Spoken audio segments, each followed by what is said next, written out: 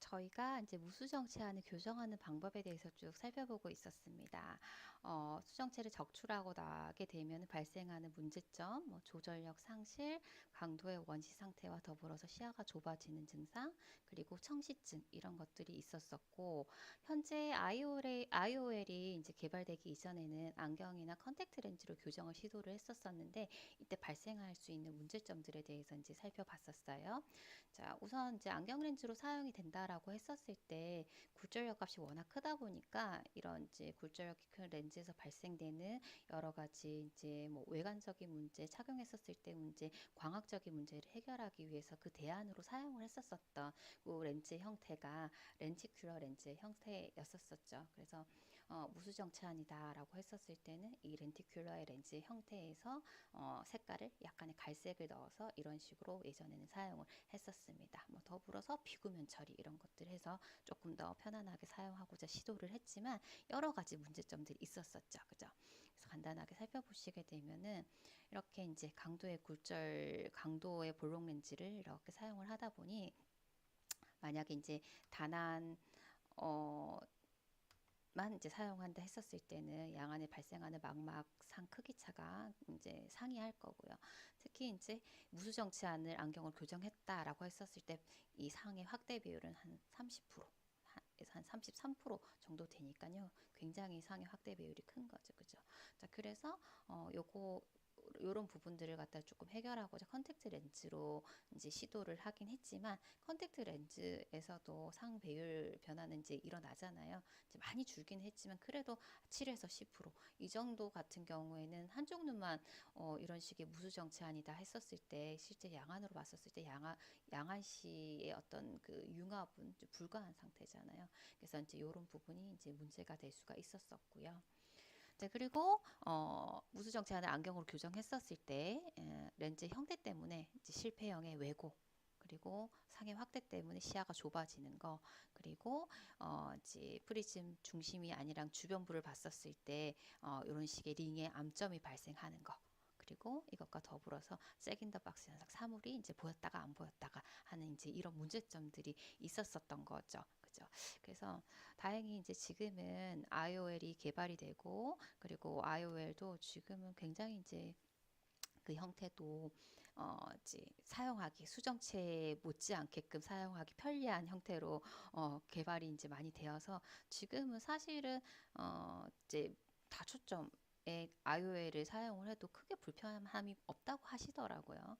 그래서 이제 수술로 인한 어떤 부작용이나 이런 문제점이 없다라고 하면은 IOL 사용을 이제 삽입을 했었을 때는 아주 편안하게 시생활을 하실 수 있다라고 보통 이제 수술하신 분들은 많이들 말씀을 하십니다. 자, 근데 이제 이 IOL 같은 경우에 종래에는 이런 이제 멀티포컬의 다초점에 IOL이 있기 전에는 원형으로 쓸 건지 근형으로 쓸 건지 그런 거에 따라서 굴절력 값이 결정이 됐었고 더불어서 실제 이 사람의 어떤 그 안구의 해부학적인 그런 부분들 있잖아요. 각막의 곡률 반경, 전방 깊이, 안쪽장 등등등등 이런 것들을 다 고려를 해서 이 사람이 실제 주로 보고자 하는 시거리에 따라 가지고 딱 굴절력 값이 결정이 됐었었죠. 그죠? 근데 지금은 뭐 이렇게도 사용을 하기도 하지만 멀티포컬을 또 선택할 수 있는 옵션이 있기 때문에 그거는 사용하고자 하는 목적에 따라서 이제 선택을 하시면 되는 부분입니다. 자, 그리고 재질도 예전에는 초기에는 PMMA가 사용이 됐지만 지금은 실리콘이 이제 사용이 된다라고 말씀을 드렸습니다. 자, 그리고 오늘은 이제 그 안내 렌즈의 그 종류에 대해서 살펴볼 텐데 안내 렌즈 종류도 굉장히 많아요. 마다도 그 형태가 만드는 형태가 또 뭐 동심형인지 뭐 골절형인지 그리고 지지하는 그 지지부의 형태도 굉장히 다르고 물론 그렇게 이제 다양하게 개발이 되는 이유는 착용했었을 때 광학적인 부분이라든지 뭐 이제 이후에 발생되는 이제 그 합병증이라든지 여러 가지를 다 고려를 해서 그런 식으로 개발이 이루어집니다만 어떤 게 더 좋다 뭐 이제 뭐안 좋다 이거는 조금 사실은 이제 말씀드리긴 좀 힘들 것 같고요. 일단 기본적으로 안내 렌즈를 선택을 한다라고 했었을 때는 또 이 안내 렌즈를 삽입을 해서 그 이제 매설하는 그 위치에 따라서 이런 식으로 또 구분을 해서 살펴보실 수가 있으세요. 자, 전방 렌즈다라고 하면은 이 안내 렌즈를 각막과 홍채 사이 전환방에다가 이제 설치를 하는 거죠. 전환방에다가 설치를 하고 그 지지해야 되는 지지부가 우각부 이제 우각부에다가 이제 지지를 시키는 거죠. 이런 식으로 해서 하는데 요거 같은 경우에는 이제 안내 렌즈가 좀 보이는 것이 또 장점이 될 수가 있습니다. 자, 그리고 홍채 지지형 렌즈도 있는데 이거는 홍채에다 지지를 하는 거예요. 그래서 홍채랑 가장 가까운 전환방에다가 매설을 하고 홍채에다가 이렇게 지지를 해서 매설을 하는 그런 형태고요. 가장 많이 하는 형태가 이 후방 안내 렌즈예요. 후방. 그러니까 후방에다가 안내 렌즈를 이렇게 위치시키는 거죠. 그래서 홍채 뒤쪽에다가 이게 삽입을 하고요. 그리고 이 모양채 근부에다가 이렇게 묶어가지고 이런 식으로 지지하도록 이렇게 하는 게 후방 안내 렌즈가 되겠습니다. 지금 이걸 주로 하는데 이거 하는 이유가 그 후발성 백내장이라고 백내장 수술하고 나서 다시금 백내장이 발생하는 경우들이 많아요. 꽤 많아요. 그래서 그래도 빈도적으로 봤었을 때 요게 그런 빈도가 가장 낮다라고 안전하다라고 해서 지금은 후방 안내 렌즈를 이용하는 게 대부분이다. 이렇게 보시면 되겠습니다.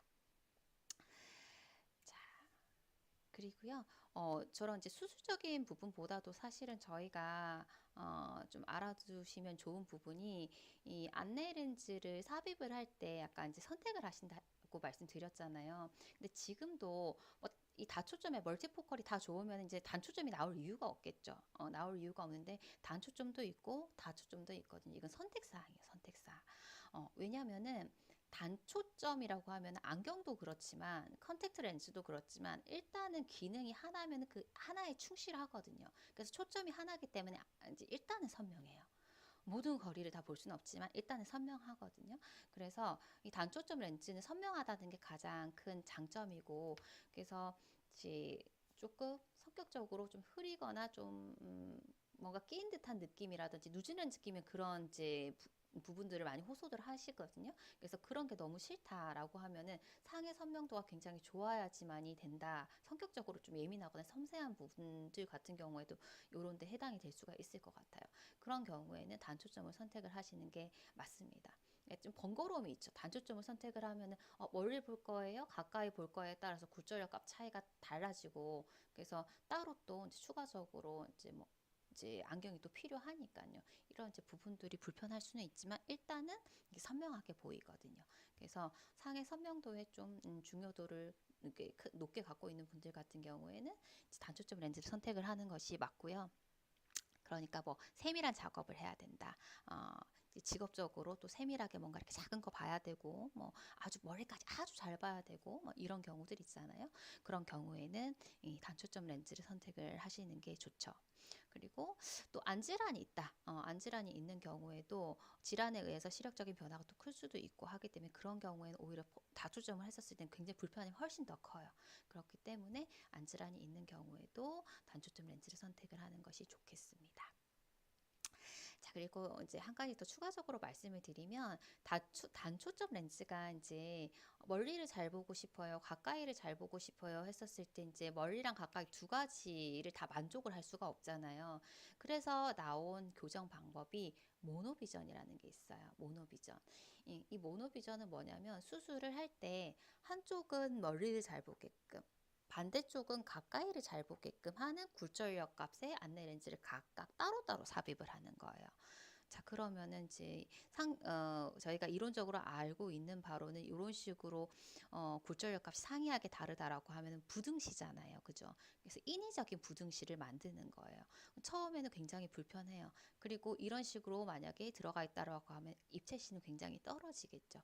떨어지지만 일단은 멀리를 잘 보는 쪽, 가까이로 잘 보는 쪽이 있으면 일단 이렇게 된 이제 경우에라고 하면 멀리 볼 때는 이쪽 눈, 가까이로 볼 때는 이쪽 눈, 이렇게 따로따로 이제 이용을 할 수밖에 없는 상황이거든요. 그래서 어느 정도 조금 적응을 하고 나면은 이제 뭐 따로 이제 기타 도구 없이도 생활을 할 수 있기 때문에 또 이런 방법을 선택을 해서 또 수술을 하시기도 합니다. 그래서 이런 방법도 있다. 그러니까 선명하게 보면서도 멀리 가까이 다 볼 수 있으니까 어, 또 뭐 참고로 말씀드리면 중간거리는 또 안 보일 수도 있잖아요. 그죠?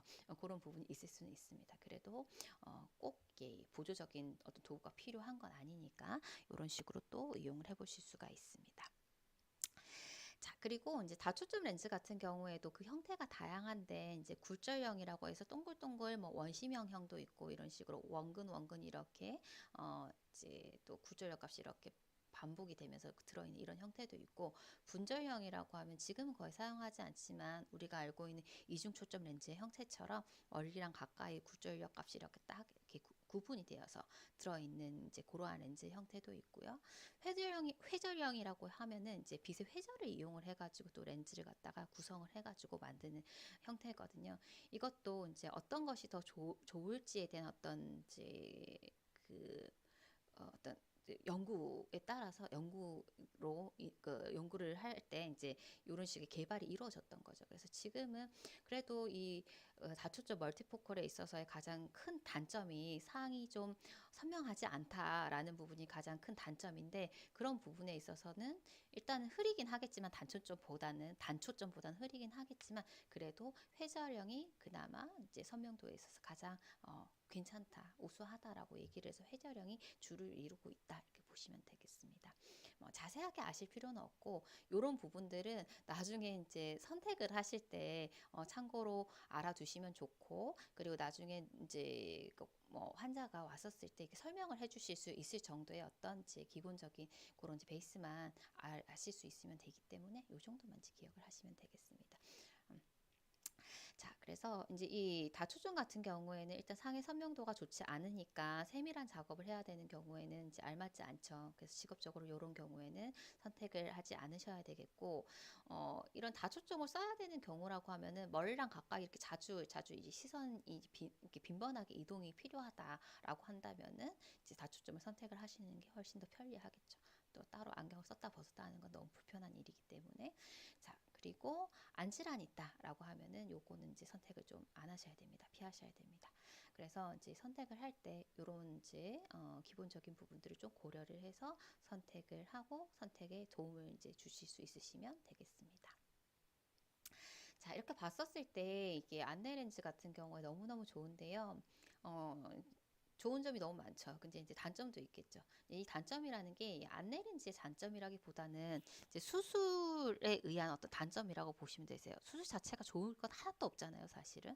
그래서 이 이제 백내장 혹은 여러 가지 원인에 의해 가지고 수정체를 적출을 하고 안내 렌즈를 삽입했다라고 했었을 때 흔히들 발생하게 되는 이제 문제점이라고 하면 이런 것들이 있습니다. 자, 첫 번째로 세균성 안내염인데 이거는 일단 수술하게 된 발생을 하는 거예요. 수술하는 과정에 이제 아무래도 일단은 이제 저희 이제 조직이 오픈이 되고 하다 보니까 물론 이제 세균이 감염이 되지 않게끔 아주 처리를 잘 한다라고 하고 하지만 이제 또 어떠한 경우에 세균에 감염될 일단은 이제 우려가 있을 수밖에 없으니까 이런 부분이고 꼭 요 수술이라서 그런 게 아니고 수술 자체가 그렇기 때문에 세균성 안내염에 노출이 될 수가 있고요. 자, 그 다음에 이제 후발성 백내장 같은 경우에는 왜냐하면 이 백내장 수술을 할 때 어떻게 수술을 하냐면 일단 이제 이 수정체를 완전히 이렇게 적출을 하는 게 아니에요. 수정체의 구조를 보게 되면은 이제 겉에 낭이라는 게 이 수정체 쌔이 이렇게 쌓여져 있잖아요. 그 안에 있는 부분이 딱딱해진 거잖아요. 여러 가지 뭐 자외선이라든지 이런 것들에 따라서 또 나이가 들면서 내부의 어떤 칼슘이나 여러 가지 물질의 어떤 변화 때문에 안이 딱딱해진 거잖아요. 혼탁이 되고 딱딱해지고 이런 상태이기 때문에 어떻게 하냐면은 지금 대부분 수술할 때 사용하는 방법이 초음파 흡입술이라는 건데 초음파 흡입술이라는 건데 그 각막을 일부 절개를 해야 한 2, 3mm 정도 절개를 해가지고 기기를 삽입을 해가지고 수정체 내부에 있는 딱딱한 부분을 다 잘게 이렇게 부숴요. 부순 다음에 잘게 부서지고 나면 다시 흡입해가지고 내부에 있는 그 색 안에 있는 여러 가지 이제 그 물질들을 갖다 다 이제 다 이렇게 빼내는 거죠. 흡입을 해가지고 빼내면은 사실 안쪽에는 없는 거잖아요. 그래서 실제 이제 훈항만 사실 존재하는 건데 거기에다가 인공수정체를 딱 이렇게 삽입을 하는 그런 형태로 이제 수술이 진행이 되거든요. 그럼 이제 수정체의 훈항이 지금 남아 있는 상태인 거예요.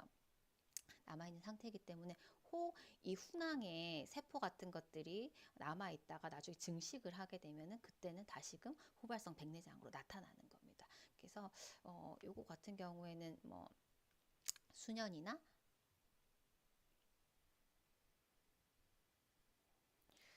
자, 그리고 안내렌즈 삽입 후에 발생할 수 있는 문제점을 한번 보시도록 하겠습니다. 자, 먼저 세균성 안내염인데, 이거는 사실 이 안내렌즈 삽입술 후에 발생되는 거라기보다 수술을 하고 나면 발생될 수 있는 그냥 문제점인 거죠. 발생이 되지 않아야 되는데, 아무래도 일단 이제 수술을 하기 위해서 이렇게 오픈이 되다 보니까 세균에 감염될 확률이 있으니까요. 그래서 세균성 안내염 발생을 할 수가 있는데 만약에 세균성 안내염이 발생이 됐다라고 하는 경우에는 보통 한 3일에서 7일 사이에 굉장히 눈이 아프고요. 통증이라든지 아니면 출혈이라든지 아니면은 급격한 시력 저하라든지 이런 증상들을 호소를 하거든요. 그래서 그런 경우에라고 하면 빠르게 이제 처치를 해주셔야 되세요. 그래서 이런 것들이 발생을 할 수가 있습니다. 자, 그리고 두 번째로 흔히 발생하게 되는 문제점이라고 하면 후발성 백내장인데 이제 실제로 이 백내장 수술을 할 때요. 이 수정체의 구조를 보게 되면은 이제 안에 핵이 있고 피질이 있고 이거 싸고 있는 낭이 있고 이렇잖아요. 낭이 있는데 이 전체를 싹 빼내는 게 아니고 낭은 남겨져 있어요. 그러니까 수술할 때 이렇게 내부에 혼탁되어 있는 부분, 딱딱한 부분을 갖다가 초음파 흡입술이라는 이제 그 흡입 기기를 가지고 이렇게 빼내는 거거든요. 그래서 처음에 이제 각막에 한 2, 3mm 정도 절개를 하고 그 수정체까지 이렇게 쑥 그 초음파 기기를 이제 집어 넣어가지고 이 수정체 낭 내에서 딱딱해진 부분 같은 경우에 이렇게 잘게 잘게 부숴요. 부숴가지고 안에 있는 부분이 이제 잘게 잘게 부서지고 나면은 흡입기로 가지고 이렇게 이렇게 빨아들이는 거예요. 그럼 안에 있는 내부에 있는 물질들이 이제 다 이렇게 없어지는 거죠. 이제 없어진 이 상태에서 인공수정체를 갖다가 이렇게 매설을 하게 되는 거거든요. 그럼 결국은 수정체 훈항이 남아있는 이 상태이기 때문에 혹 이 훈항에 남아있는 어떤 세포들이 시간이 지나가지고 증식이 된다라고 하면은 이제 후발성 백내장으로 나타나는 겁니다. 그래서 보통 이 후발성 백내장은 뭐 몇 개월에서 뭐 이제 몇 년 후에 뭐 이런 식으로 나타날 수도 있거든요. 그래서 이제 이런 것들도 심심치 않게 나타나는 이제 문제점이고요. 자, 그리고 난시 같은 경우에는 이제 저희가 일단은 이제 수술할 때 옛날보다는 보통 예전에 사용했었던 PMMA 재질 같은 경우는 절개부가 한 5에서 6mm 정도까지도 절개를 해야지 그 딱딱한 인공수정체를 넣을 수가 있었어요. 근데 다행히 지금은 말랑말랑한 실리콘 재질이다 보니까 절개부가 한 2, 3mm, 뭐 많아야 3mm 이 정도 되다 보니까 절개부가 그렇게 크진 않아요. 근데 어쨌든 절개를 해야 되다 보니까 절개를 하고 나중에 봉합하는 과정에서 이제 아무는 과정에 좀 잘못 알물어지게 되면은 이제 난시로 이렇게 발생이 되는 거죠. 그래서 백내장 수술하시고 나서 이제 시간 꽤 지나가지고 없었었던 난시가 생기고 하는 경우도 꽤 있습니다. 그래서 뭐 보통 백내장 수술하고 나서 이제 안경을 가끔 맞추시는 분들이 계세요. 이제 안경을 맞추는 가장 많은 그 이유는 일단 눈부심 때문에 맞추세요. 왜냐면은 수정체를 적출하고 나서 인공수정체를 삽입을 하지만 인공수정체에서도 어떤 이 재질적인 부분에 있어가지고 뭐 자외선을 흡수하거나 이런 기능을 갖다가 좀 더해주려고 노력을 하긴 해요. 그래서 일부 옅은 색깔의 어떤 노란색을 갖다가 사용을 하기도 하고 그러거든요. 근데 기본적으로 원래 우리가 가지고 있던 수정체보다 인공수정체 같은 경우는 투과율이 이제 2배 이상 높아요. 빛이 훨씬 더 많이 전달이 되거든요. 그러다 보니까 눈부심이 굉장히 이제 심해지는 거죠. 그래서 나이 들어서 보통 이런 이제 백내장 수술하시고 인공수정체 이렇게 넣게 되면은 이 인공수정체를 삽입을 하다 보니 수정체가 없는 상태 인공수정체를 삽입을 하다 보니까 굉장히 눈부시기도 하고요. 또 기존에 가지고 있던 건조증 때문에도 눈부심이 또 유발이 되기도 하고요. 그러다 보니까 눈부심이 굉장히 커서 도수는 크게 없는데 좀 이런 눈부심을 갖다 좀 차단하기 위해서 색깔이 있는 렌즈를 이제 착용을 하게 되는 경우들이 많습니다. 그때는 이제 권해주실 렌즈 색상은 갈색으로 권해주셔야 되겠죠. 자외선 좀 충분히 잘 차단할 수 있는 눈부심을 갖다가 좀 효과적으로 이렇게 차단할 수 있는 이제 갈색 렌즈를 선택을 해주시는데 근데 이제 그거는 일시적으로 뭐 계속적으로 그냥 도수 변화 없이 쓸 수 있다면 그걸 쓰시면 되는데 혹 이제 안경을 맞추시려고 하는 분이라고 하면은 이 아무는 동안에 어떤 시간이 꽤 걸리기 때문에 도수 변화가 있을 수가 있어요. 그래서 이렇게 백내장 수술을 하셨다, 인공수정체 삽입 수술을 하셨다라고 하면은 얘가 안정화되는 시간이 좀 있기 때문에 만약에 어떤 안경을 맞춰야 되는 상황이다라고 하면은 수술 후 한 2, 3개월 후에 좀 안정 2, 3개월 후, 뭐 길게 한 6개월 정도 후에 도수가 있는 그런 안경을 맞추시기를 좀 권장을 해주셔야 되세요. 그것도 참고해 주시면 되겠습니다. 자, 그리고 안구 건조증 같은 경우에는 역시 이거는 수술을 했기 때문에 그런 거예요. 이제 수술하면서 누선이 아무래도 이렇게 손상이 갈 수 있기 때문에 일단 눈에 어떤 수술을 했다. 이 수술 말고 또 눈과 관련 수술을 했다라고 하면 안구 건조증은 일단 더 발생을 할 수밖에 없습니다. 그래서 이런 문제점들이 있으니까 이제 뭐 이런 문제점들이 최소화될 수 있으면은 이제 안내 렌즈가 가장 좋은 선택이 되겠죠. 그래서 이런 것도 문제점으로 나타날 수 있겠다라고 보시면 되겠습니다. 자, 그래서요, 지금 저희가 무수정체안에 대해서 쭉 살펴봤었었고, 무수정체안인 경우에 이 수정체를 대신할 수 있는 시력 보정 연구로서 안경이랑 컨택트 렌즈랑 그리고 인공 수정체의 어떤 특징에 대해서 쭉 살펴봤습니다. 이제 비교하는 게 중요하고요. 물론 지금은 안경이나 컨택트 렌즈를 사용하지 않지만 그래도 이 내용을 알아두셔야 되세요. 비교해서 지문으로 이렇게 많이 물어보기 때문에 알아두셔야 됩니다. 자, 일단 먼저 간단하게 정리를 해보게 되면 안경을 선택을 했다라고 하면은 이제 안전하고 수술하는 거 아니니까 착용 및 벗기가 쉽다 이런 부분들이 그냥 장점이 될 텐데 단점들이 너무 많았었죠. 일단 사용해야 되는 이 렌즈의 굴절력 값이 너무 이렇게 크다 보니까 이제 물체 상의 확대가 굉장히 심한데 그 확대율이 한 30에서 33% 정도의 확대가 일어나더라라는 부분 좀 체크를 해주시고요.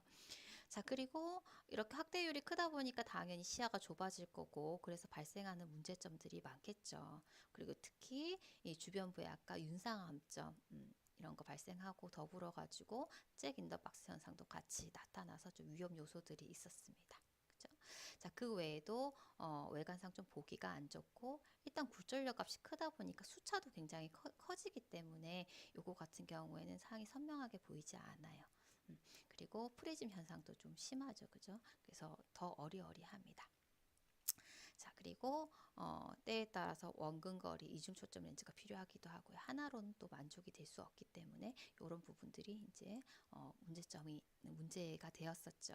그래서 이것보다 조금 더 괜찮은 대안으로 과학적으로 봤었을 때 컨택트 렌즈가 괜찮지 않을까라고 해서 시도도 해봤는데 다른 부분 뭐 시야장애 이런 데는 문제가 없습니다. 없는데 일단 물론 이제 상 확대 비율도 줄어들기는 했지만 역시 이 정도의 확대 비율도 꽤 이제 큰 확대이기 때문에 한쪽만 수술했었을 때는 또 이제 융합하기에는 좀 힘든 그런 범위잖아요. 그렇고 실제적으로 뭐 나이 든 사람이 착용을 한다라고 하게 되면 굉장히 불편 사항들이 많을 거예요. 일단은 건조감부터 해가지고 관리까지 이런 부분도 이제 불편하기 때문에 사실은 좀 실제적인 대안이 되지는 못했습니다. 자, 그래서 지금은 일단 뭐 수정체 적출하고 나면 인공 수정체로 바로 이제 삽입을 합니다. 그래서 이렇게 했었을 때 광학적인 부분은 다 너무 좋죠. 확대도 물론 있을 수밖에 없지만 그렇지만 한 2, 3% 정도는 크게 문제가 되지 않는 선이고 이런 수차라든지 주변 시야라든지 이런 것들 전혀 문제가 안 되니까 광학적으로는 이제 굉장히 만족스럽지만 문제점이라고 하면은 이제 수술로 인해서 발생될 수 있는 문제점들이 많잖아요. 이런 것들. 이런 문제점들이 있기 때문에 이런 이제 수술과 관련한 그 위험 요소들만 이제 크게 없다라고 하면은 이제 인공수정체를 선택을 하시는 게 좋겠죠. 단 선택할 때 이제 본인한테 적절한 인공수정체를 선택을 하는 게 가장 이제 중요한 포인트가 되겠습니다.